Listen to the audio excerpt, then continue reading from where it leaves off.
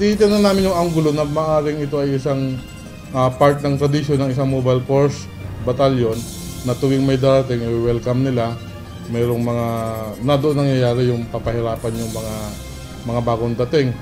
Umuusad na ang investigasyon ng Philippine National Police Integrity Monitoring and Enforcement Group o IMEG sa mga pulis na umano'y sangkot sa pambubugbog sa kapwa pulis sa Isabela noong May 24 hanggang May 25. Ayon kay IMEG Director, Police Brigadier General Warren De Leon, nakitaan ang mga pasa sa iba't ibang parte ng katawan ang biktimang si Patrolman Jeremy Matthew Padilla sa isinagawang inspeksyon ng IMEG. Pagdating doon, pina-form at in-inspeksyon yung mga bagong pulis at nung makita na may mga pasa, dinala sa ospital, conduct ng medical examination.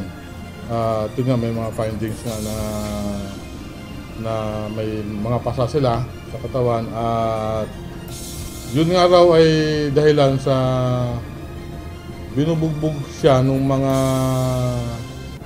senior niya na hindi niya malamang dahilan.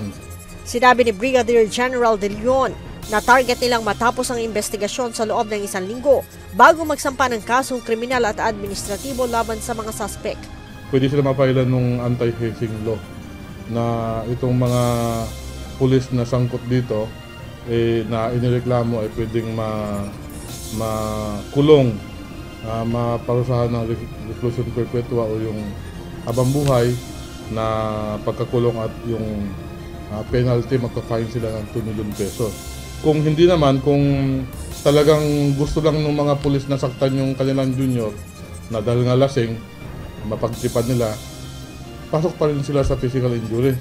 Yung Article 266 ng ating revised penal code na pwede silang makulong ng 1 month hanggang 6 months.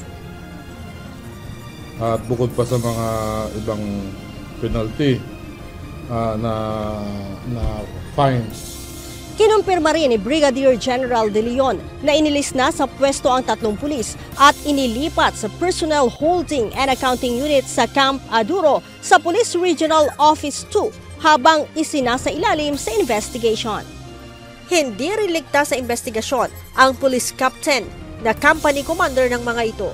Isinama na rin namin yung kanilang company commander sa bilang sa command responsibility niya. Bakit pinayagan niya yung mga personnel niya na manakit sa kanilang kapwa pulis.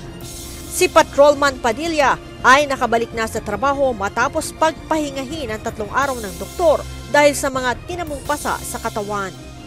Leia Ilagan, UNTV, News and Rescue. Diyos ang aming sandigan, serbisyo publiko ang aming pinahahalagahan.